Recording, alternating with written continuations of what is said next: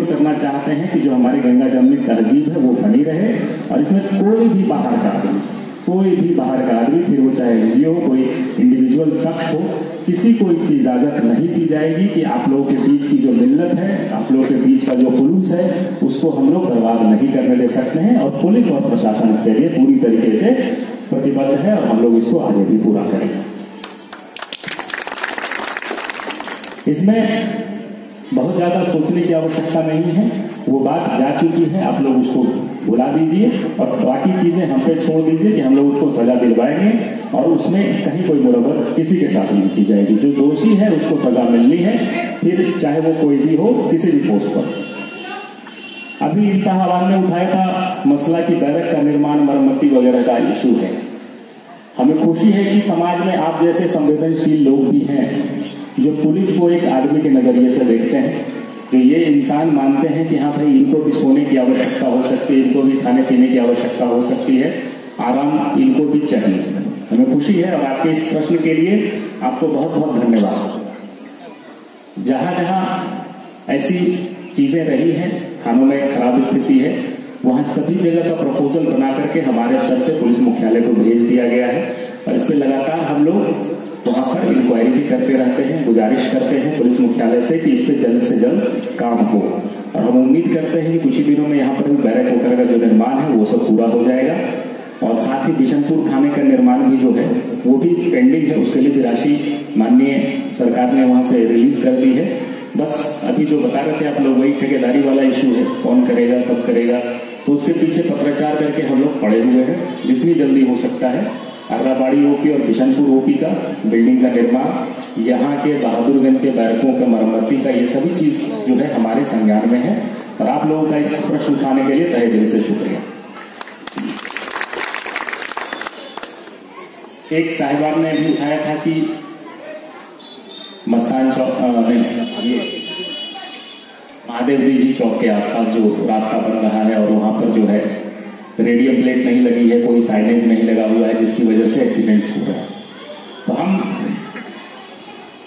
दोनों थानेदारों को ये निर्देशित करेंगे कि जो संबंधित कॉन्ट्रैक्टर है, जो भी इस तरह की निर्माण कार्य में लगे हुए हैं, वो लोग अविलंब इस पे साइनेजेस लगवाएं, सुरक्षा के मानक स्वीकृत जो किए गए हैं रेडियम प्लेट्स वो सब लगाकर सावधान करें। और अगर वो नहीं करते हैं तो उस पर हम लोग कानूनी कार्रवाई भी करेंगे। और साथ ही साथ पुलिस महकमे की तरफ से हम अपने फंड से उस पर रेडियम प्लेट लगवाएंगे ताकि किसी मासूम की जान न जाए, किसी को इस तरह का जो है एक्सीडेंट का सामना न करना पड़े। अगर वो लोग नहीं करते हैं तो साथ साथ हम लोग पुलिस की तरफ से, प्रशासन की तरफ से हम लोग ये पहल शुरू कर देंगे। एक और बड़ा चर्चित मामला है प्रधानाध्यापक वाला, तो जो महिला के साथ नाजायज संबंध और ये सब। कुछ चीजें आपने बड़ी वाजिब कही, कुछ चीजों में हम थोड़ा सा जो है डिफरेंस रखते हैं। कोई भी क्या जायज कर रहा है क्या नाजायज कर रहा है ये हम आप डिसाइड नहीं कर सकते। समाज को यह हक नहीं बनता कि अगर कोई चारदीवारी के अंदर कोई हस्बैंड वाइफ की तरह रह रहा है, सिंदूर डाले हुए नहीं डाले हुए है, आप उसको पूरे समाज के सामने नंगा नहीं कर सकते। आप उसके चेहरे पर कालिक लगा करके उसके कपड़े फाड़ के घुमा नहीं सकते। ये मैं नहीं बोलता हूँ, ये आईपीसी और भारत का संविधान बोलता है। आपको भी पता है 18 साल के बाद एक लड़का लड़की सभी बालिग हो जाते हैं। तो आप लोगों को किसने हक दिया कि जाकर के उनको पूरे समाज के सामने नंगा करके नचाएं?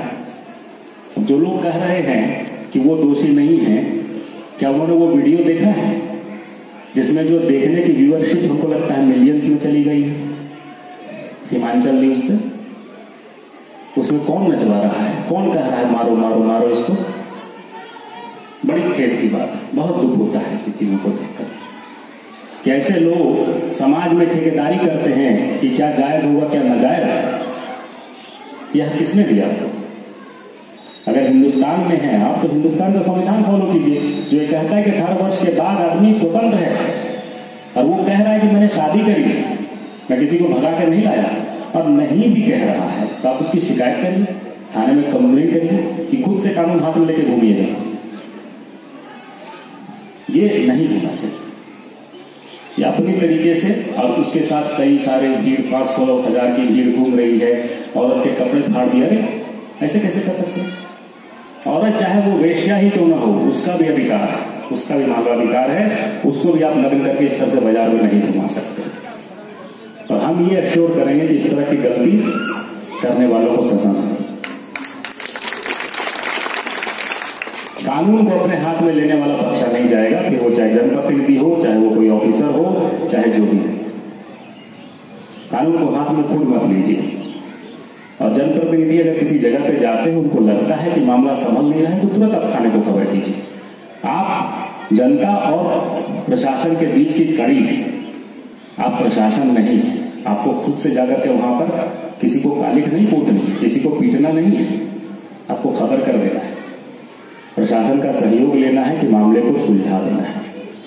और कुछ जेन्युइन केसों में हो सकता है जनप्रतिनिधि के खिलाफ किसी ने दुर्भावना से केस करवा दिया गया है, उसमें कोई बड़ी बात नहीं है। हम भी मानते हैं राजनीति चलती है, बड़े बड़े स्तर से लेकर छोटे छोटे स्तर तक राजनीति होती है।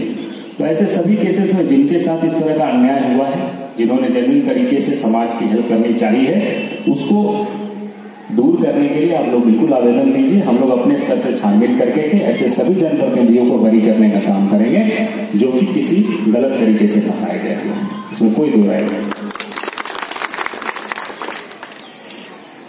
स्कूल के बच्चों ने एक अच्छा प्रश्न उठाया कि ट्यूबवेल चोरी हो गया है यहाँ पे बार बार। स्कूल में बाउंड्री हमें दिख रही है, बाउंड्री पूरी तरीके से सॉलिड है कि नहीं है ये आप लोग जानते होंगे बेहतर। हम तो पहली बार ही स्कूल में आ रहे हैं, लेकिन थानेदार के माध्यम से स्कूल के प्रधानाचार्य को हम लोग खबर करवा देंगे, भाई नियत समय पर स्कूल खुले, नियत समय से बंद हो जाए। और जो ट्यूबवेल वाला है उसमें कम से कम लोहा का ताला वो जो है चिकड़ लगा करके, ताला लगा करके रखें। इसके अलावा जो पहले की जो घटना हो गई है उसमें जो चोरी किया हुआ है उसकी भी हम लोग शिनाख्त करके उसको कार्रवाई कराएंगे। गंदगी और नाले का पानी खोलने की बात आई है, तो अगेन हमने इंस्पेक्टर साहब को बोल दिया है कि भाई जो इस तरह का गंदगी इधर स्कूल की तरफ फैला रहा है उस पर कार्रवाई होगी और उसको हम लोग जो है कानूनी एक्शन उस पर भी लेंगे। एक समस्या बताई गई है स्कूलों में टीचर की अनुपलब्धता, और वो भी इस वजह से कि कुछ सरकारी काम आ जाते हैं। ये परंपरा रही है कि जितने भी कार्य जो हैं सरकार के द्वारा हो जितने भी सरकार के ऑफिसर है किसी से भी करवाया जा सकता है। और ये परंपरा रही है कि टीचर्स चुनावों का भी काम करते हैं और भी बहुत सारे काम करते हैं, उस पर टिप्पणी करने के हम हकदार नहीं हैं। हम बस ये कहना चाहते हैं कि हम क्या कहते हैं, ये गुजारिश करेंगे प्रधानाचार्य महोदय से कि वो समय निकालें और सभी टीचरों को इस तरह से पढ़ाने का घंटा मुहैया कराएं ताकि बच्चों की पढ़ाई बाधित नहीं हो। हम गुजारिश करेंगे डीएम साहब से भी कि इस पर भी ध्यान दें कि अनावश्यक तरीके से किसी भी को ड्यूटी में नहीं लगाया जाए। इसके साथ ही हम एक और घोषणा करना चाहेंगे, खास करके जो मैट्रिक की परीक्षा और +2 की परीक्षा देने वाले हैं उन सबों के लिए जिन्होंने पूरी तैयारी नहीं कर पाए हैं, जो पूरी तरीके से स्कूल में पढ़ नहीं पाए हैं, एक बहुत अच्छी मुहिम जिला प्रशासन लेकर के आया हुआ है ई तालीम। आप लोगों ने सुना है, नहीं सुना है, जान लीजिए। मोबाइल पर एक ऐप है जिसको कहते हैं ई तालीम। ई तालीम ऐप में एनसीईआरटी के हिसाब से सारे किताब जो लेक्चर्स हैं उसकी पढ़ाई, उसकी लेक्चर क्लासरूम में करवा करके आपके एकदम लोकल लैंग्वेज में करवा करके उस पर डाउनलोड कर दिया गया है, तो बच्चे किसी भी समय उसको देख करके सीख सकते हैं। ये आपको एडिशनल बेनिफिट है ताकि बोर्ड में किसी को चोरी करने की आवश्यकता ना पड़े। बच्चों में जो कंफ्यूजन है उसमें सवाल जवाब भी होता है, तो बहुत अच्छी मुहिम है। और हम चाहते हैं कि आप सभी लोग अपने बेटे बच्चों को, बच्चियों को जरूर बताइए कि इस तरह की मुहिम जिला प्रशासन ने चलाई है ई तालीम, जिसके माध्यम से भी आप लोग पढ़ाई में जो कुछ कमी बेसी रह गई है उसको पूरा कर सकते हैं। और ये सब तो हो गई बात आप लोगों से मिलने की और यहाँ पर जो समस्याएं थी। और हम तारीफ करना चाहेंगे कि आप लोगों ने इतने बढ़िया से सभी पर्व त्योहारों को निकाला। यहाँ पर बहुत सारी चुनौतियां हो गई थी इस तरह के घटनाओं के बाद, लेकिन जो सामाजिक मिल्लत है, जो आपसी सौहार्द है, उसको आप लोगों ने बरकरार रखा। सारे पर्व त्यौहार को आराम से निकाला, किसी तरह की समस्या नहीं हो पाई। इसके लिए हम आपको तहे दिल से शुक्रिया करते हैं। और हम ये चाहते हैं कि अब आने वाले सीजन्स में भी ऐसा कुछ माहौल है पर्व त्यौहार का है, उसमें बिल्कुल आप लोग साथ आइए। जितने लोग हैं वो सब साथ आइए, फिर चाहे वो किसी भी जाति के हों, किसी भी धर्म के हों। हम इंसान को पहचानते हैं, इंसान से तारुफ रखना चाहते हैं। और जितने भी दुर्जन प्रवृत्ति के लोग हैं उन सबको भी हमारी चेतावनी है कि किसी तरह की चीजें जो है आप लोग कम से कम किशनगंज में करना छोड़ दें।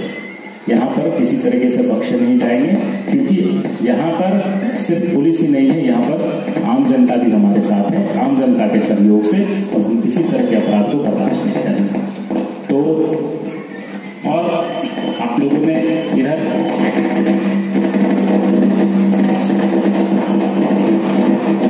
आप लोगों ने अच्छे सुझाव दिए, जहां जहां जो समस्याएं थी उसके बारे में डिस्कस किया। हम आप सभी लोगों का शुक्रिया अदा करते हैं। और जिन लोगों को कुछ पर्सनल समस्याएं रह गई हैं वो कृपया इधर बाईं तरफ आ जाए, बाकी लोग जा सकते हैं। आप सभी लोगों का बहुत बहुत शुक्रिया। हम लोग फिर थाना दिवस में आप लोगों के साथ आएंगे, किसी और जगह पर मिलेंगे, कॉमन प्लेटफॉर्म पर मिलेंगे, जहां पर आप लोग को थाना आने में कोई परेशानी नहीं होगी। आप लोगों ने गौर किया होगा कि अभी कुछ दिनों में सभी थानों में थानेदार चेंज हुए हैं, सभी जगह कुछ अच्छे अच्छे हम लोग प्रयोग कर रहे हैं। तो इस तरह की शुरुआत हुई है। आप लोग के बीच भी अच्छे थानेदार आए हुए हैं, बहादुरगंज में भी अच्छे थानेदार, हम लोग कुछ प्रशंसा भी कर ही रहे थे। तो पुलिसिंग का चेहरा बदल रहा है, लोग कोशिश हम लोग अपनी तरफ से कर रहे हैं। बस आप लोग भी अपनी तरफ से कोशिश कीजिए कि किसी तरह का कोई मलाल न रह जाए कि हाँ एक अच्छा मौका मिला था अच्छी पुलिसिंग के लिए, एक अपराध मुक्त समाज के लिए, वो कहीं मिस ना हो जाए। तो इसलिए आप लोग 2 कदम आगे बढ़िए, 4 कदम हम लोग आगे बढ़ेंगे और हम लोग इंशाल्लाह एक बहुत अच्छा अपराध मुक्त कर रहे हैं। आप सभी लोगों का बहुत बहुत शुक्रिया।